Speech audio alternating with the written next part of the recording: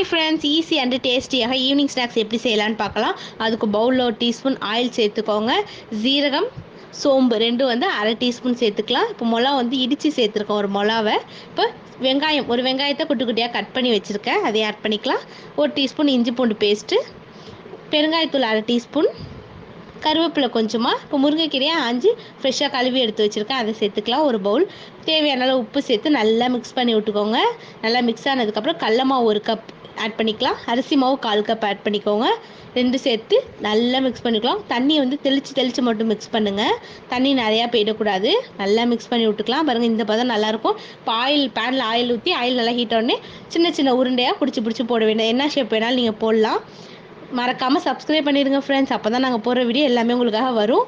நாங்கள் நிறையா வீடியோ போடுவோம். இப்போ பாருங்கள், எல்லாத்தையும் ஒரு செம்மையாக வந்துட்டு இப்போ பவுலில் மாற்றிட்டு ஒரு பிச்சு கட்டுறா. செம்ம டேஸ்ட்டுங்க.